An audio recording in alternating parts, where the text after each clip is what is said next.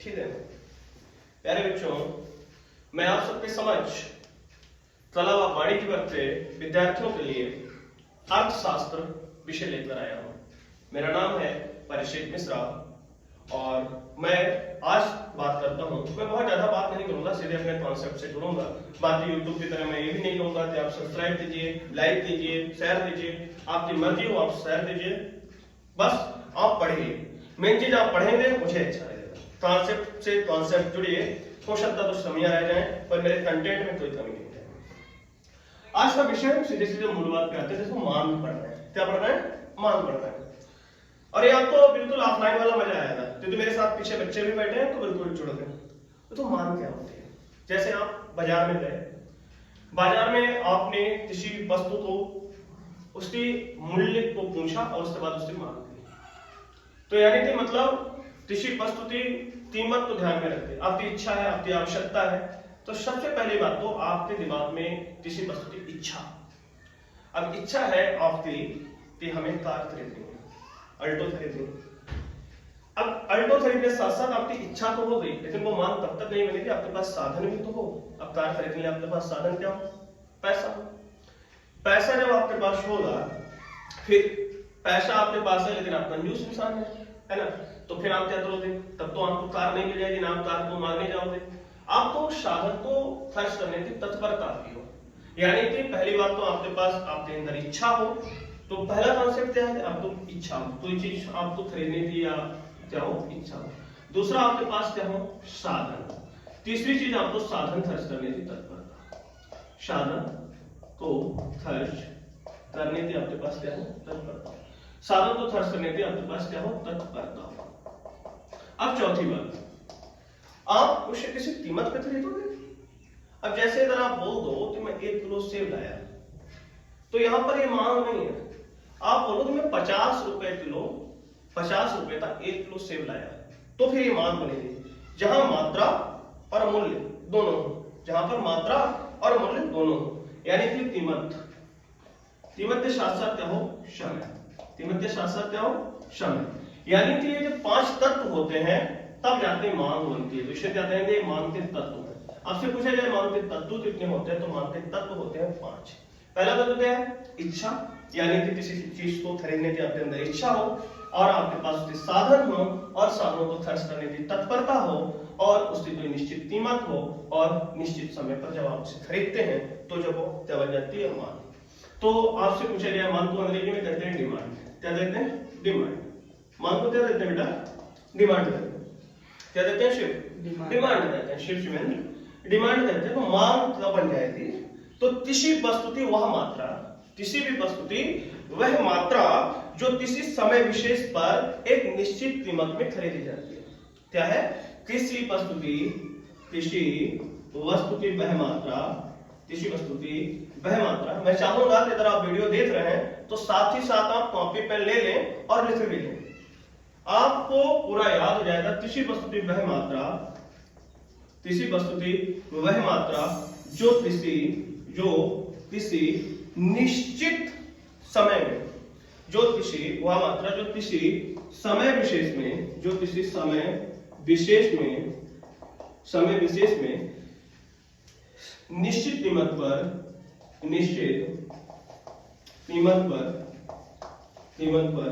खरीदी जाती है। निश्चित कीमत पर खरीदी जाती है तो वो क्या कहलाती है? तो वो मांग कहलाती है। क्या कहलाती है? वह मांग कहलाती है। वह मांग कहलाती है। वो क्या कहलाती है? मांग कहलाती है। पहली बात, किसी वस्तु की वह मात्रा, नंबर 1, वह मात्रा जो किसी समय विशेष में निश्चित कीमत पर खरीदी जाती है। निश्चित कीमत पर निश्चित समय विशेष में खरीदी जाती है तो वो क्या कहलाती है? मांग कहलाती है। क्लियर हो गया? मांग किसे कहते हैं? तो किसी वस्तु की वह मात्रा जो किसी समय विशेष में निश्चित कीमत पर खरीदी जाती है वो क्या कहलाती है? मांग कहलाती है। याद हो जाएगा? पक्का? दिक्कत कोई नहीं? तो हम डिमांड, अगर हमसे कोई पूछे व्हाट इज डिमांड, तो डिमांड क्या है? वह है किसी वस्तु की वह मात्रा जो किसी समय विशेष में। जैसे हम उदाहरण के तौर पर बोले कि मैंने 50 रुपए में 1 केजी आम खरीदा। राम ने 50 रुपए में 1 केजी आम तो ये क्या है? ए मान है, ये क्या है? ए मान है। तो मान की बात करते हैं। अब क्या होता है, मान तो निर्धारण भी होता है, मान बढ़ती है घटती है, कैसे कैसे मान बढ़ती है मान घटती कैसे, तो इसके विषय में हम बात कर रहे हैं। तो हम बात करते हैं कि मान को प्रभावित करने वाले कारक। इसमें प्रश्न क्या क्या बन सकते हैं, हम देखते हैं प्रश्न क्या बनेंगे। तो पहला प्रश्न बन सकता है मान का अर्थ क्या है, मान का अर्थ क्या है, मान का अर्थ क्या है। तो आप क्या बताओगे, मान का अर्थ किसी वस्तु व मात्रा जो किसी समय विशेष में निश्चित कीमत पर खरीदी जाती है वह मान कहलाती है। दूसरा प्रश्न क्या हो सकता है, मान के तत्व क्या है, मान के तत्व क्या है। तो मान के 5 तत्व हैं, इच्छा, साधन, साधन को सरसंघ तत्परता, तीमत, समय, ये 5 है तत्व। तो आपको 2 प्रश्न बन सकते हैं, मान का अर्थ क्या है, मान के तत्व क्या है। एक प्रश्न और बन सकता है मान किसे कहते हैं, मान किसे कहते हैं। एक प्रश्न ये भी बन सकता है मान का आशय क्या है, मान से क्या आशय है, मान से क्या आशय। तो इस प्रकार से तीनों प्रश्नों के आपको आंसर मिल जाएंगे। मान से क्या आशय है, मान किसे कहते हैं, मान का अर्थ क्या है, मान के तत्व क्या है। अब अगला टॉपिक है, चलते हैं अगले टॉपिक की कि मान को प्रभावित करने वाले तत्व क्या है।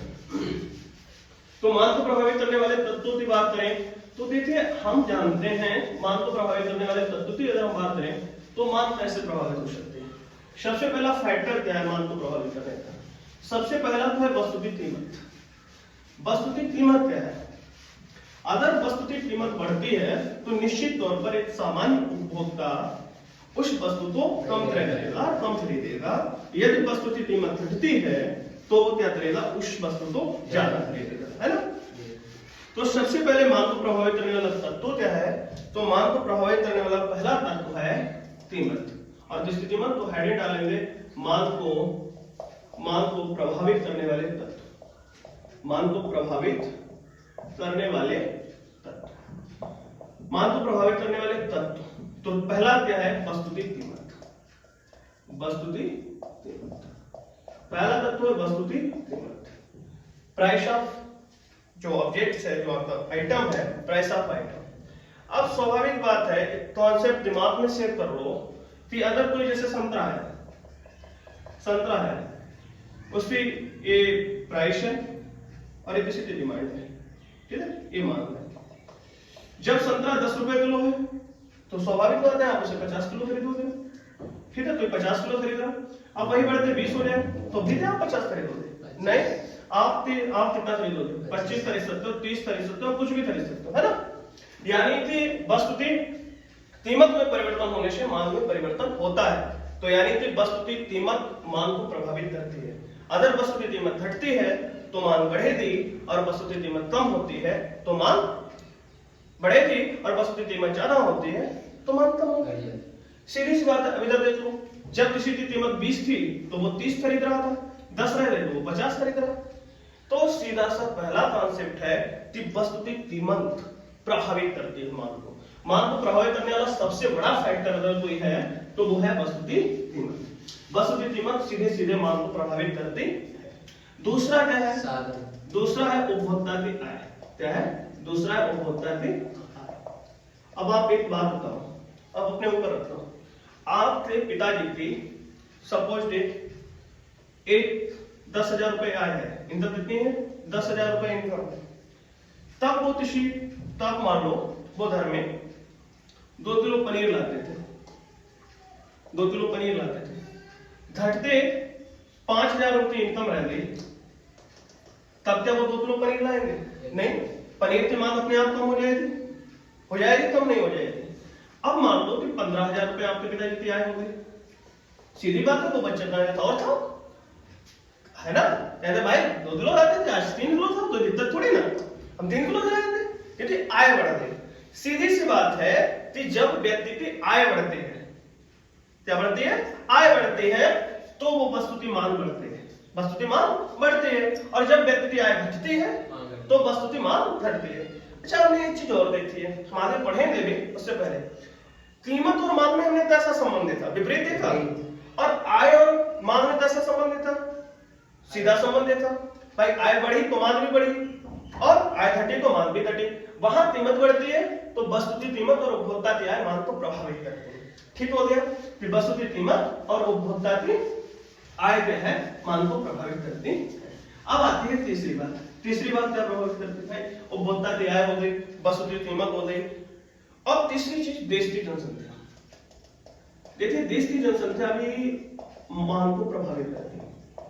अब एक बात बताओ, किसी देश की जनसंख्या ज्यादा है तो वहां वस्तु की मांग ज्यादा रहेगी, और किसी देश में जनसंख्या कम है तो वहां सीधी सी बात है उस वस्तु की मांग क्या रहेगी? कम रहेगी।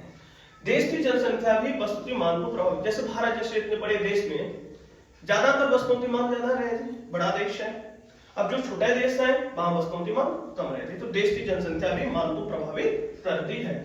नंबर 4, देश की जनसंख्या के बाद चौथी चीज क्या है? सरकार की कर नीति। सरकार की कर नीति। अब सरकार की कर नीति क्या है? प्रभावित करती है सरकार की कर नीति। तो सरकार की कर नीति, अगर सरकार किसी वस्तु पर ज्यादा टैक्स लगाती है तो वस्तु के मूल्य बढ़ जाएंगे, है ना भाई? वस्तु के मूल्य बढ़ जाएंगे, और जब वस्तु के मूल्य बढ़ जाएंगे तो सीधी सी बात मान क्या हो जाएगी? उसकी कम हो जाएगी। और अगर सरकार उस वस्तु पर कम टैक्स लगाती है तो उसकी मूल्य जो है उसके कम हो जाएंगे, और जब उसकी प्राइस कम हो जाएगी तो उसकी मांग बढ़ जाएगी। तो सरकार कर कैसा लगा रही है? सरकार की कर नीति भी मांग को प्रभावित करती है। अगर सरकार कम टैक्स लगा रही तो वस्तु के मूल्य कम होंगे, और वस्तु के मूल्य कम होने से मांग कम रहेगी, तब मांग बढ़ जाएगी। और अगर सरकार ज्यादा टैक्स लगाती तो सरकार वस्तु के मूल्य बढ़ जाएंगे और मांग घट जाएगी। उसके बाद आता है कि हमारी भौगोलिक दशाएं कैसी हैं। भौगोलिक दशाएं, देश में महामंदी, देश में बीमारियां तो नहीं है, भूकंप तो नहीं आ गया, मतलब बाढ़ तो नहीं आ गई, तूफान तो नहीं आ गया, सूखा तो नहीं पड़ गया। भाई सूखा पड़ जाएगा, तूफान आ जाए, किसान आदमी की आय कम हो जाएगी, और आय कम हो जाएगी वस्तु की मांग कम होती नहीं होती, है ना? या कुछ ऐसा कोई ऐसी आपदा आ गई, अब जैसे कोरोना तो ले लो भाई, कोरोना आया तो क्या हुआ? वस्तुओं की मांग ऑलरेडी कम हो गई, चोरी छिपे जहां से ले आ रहे थे कर लेते थे, तो मांग को प्रभावित भौगोलिक दशाएं है, देश की भौगोलिक दशाएं भी मांग को प्रभावित करती है, और सीधे तौर पे मांग को प्रभावित करती है। फिर अगला का टॉपिक क्या है? भौगोलिक दशाओं के बाद आता है व्यापार चक्रों का प्रभाव। व्यापार चक्रों का प्रभाव। व्यापार चक्रों का प्रभाव क्या कहता है? व्यापार चक्रों के प्रभाव की अगर हम बात करें तो यदि व्यापार चक्र में, जैसे व्यापार में कभी तेजी आ जाए, व्यापार में क्या आ जाए? तेजी की स्थिति आ जाए। व्यापार में अगर तेजी की स्थिति आई तो वस्तु की मांग बढ़ जाएगी, मांग क्या हो जाएगी? बढ़ जाएगी। और अगर व्यापार में मंदी आ गई तो मांग क्या हो जाएगी? मांग घट जाएगी। मांग क्या होगी? घट जाएगी। उसके बाद आता है उपभोक्ता की रुचि। ये तो बहुत ध्यान रखने वाली बात है, उपभोक्ता की रुचि। इसमें तो बड़ा ध्यान रखना भैया, उपभोक्ता की रुचि। हमने इसका उदाहरण भी बताया था, है याद नहीं है? नहीं याद है तो हम याद दिलाएंगे, है ना? अब आप बताओ, जैसे उपभोक्ता की रुचि पे ध्यान देना, आप एक फॉर्मल कपड़े की बात करते हैं, किसकी? फॉर्मल, और एक है कैजुअल। कैजुअल पहनने वाले हैं फॉर्मल। अब किसी देश में फॉर्मल पहनने वालों की संख्या ज्यादा है तो वहां फॉर्मल चीजों की बिक्री ज्यादा हो जाएगी, और जहां कहीं कैजुअल पहनने वाले हैं, कैजुअल मतलब जीन्स, फटी हुई जीन्स है, मतलब डैमेज जीन्स बोलते हैं उसे, एकदम उसके चिथड़े विथड़े निकले हुए, वो वाली जीन्स, तो अगर वहां पहनने वाले उससे ज्यादा है तो चिथड़े विथड़े निकली हुई जीन्स आए, है ना? भाई सीधी सी बात है, आपकी रुचि कैसे है? अब आपकी रुचि तो पल्सर में है, दिल्ली में रहने वालों की रुचि है कि पल्सर है, तो कंपनी भी जानती है कि भाई इसकी रुचि तो दौड़ने चलो। यानी कि उपभोक्ता की रुचि भी मांग को प्रभावित करती है। जिस वस्तु में उपभोक्ता की ज्यादा रुचि होगी उस वस्तु की मांग ज्यादा होगी, और जिस वस्तु में उपभोक्ता की रुचि कम होगी उस वस्तु की मांग क्या होगी? तो यानी कि उपभोक्ता की रुचि भी मांग को प्रभावित करती है। उसके बाद आता है भविष्य में मूल्य घटने या बढ़ने। भविष्य में मूल्य घटने या बढ़ने की संभावना, या बढ़ने की संभावना, ये वाला फैक्टर तो बहुत मांग को प्रभावित करता है। अब आप बताओ, इसे मिटा दो फॉर्मल कैजुअल वाला। अब आप बताओ, आपको बता दिया जाए कि 31 दिसंबर के बाद जो एलईडी है, जो 31 दिसंबर तक 10,000 की है, 31 दिसंबर के बाद जो है 31 दिसंबर तक एलईडी 10,000 दी है और 31 दिसंबर के बाद 31 दिसंबर बाद एलईडी की कीमत 15,000 हो जाएगी। जो आदमी है वो एलईडी की मांग बढ़ जाएगी, कम हो जाएगी, बढ़ जाएगी। अब यही आपको बता दिया जाए कि इससे पहले कीमत कम रहेगी फिर बढ़े, तो हमें क्या पता अगर मूल्य घटने या बढ़ने के। अब आपको बताइए 31 दिसंबर के बाद एलईडी की कीमत 5,000 रह जाएगी, आप खरीदोगे, उसका मांग कम हो जाएगी, है ना। तो मूल्य के भविष्य में बढ़ने या घटने की संभावना है, वो भी वस्तु की मांग को प्रभावित करती है। यानी कि मांग को प्रभावित कौन कौन करता है? मांग को प्रभावित करने वाला पहला तत्व वस्तु की कीमत, क्या है? वस्तु की कीमत। दूसरा क्या है? उपभोक्ता की आय। तीसरा देश की जनसंख्या। चौथा शरणार्थी तरमीर, भौगोलिक दशाएं, व्यापार क्षेत्र प्रभाव, उपभोक्ता की रुचि, भविष्य में मूल्य घटने या बढ़ने की संभावना ये मांग को प्रभावित करती है। ठीक है, इससे आगे अभी हम बात करें।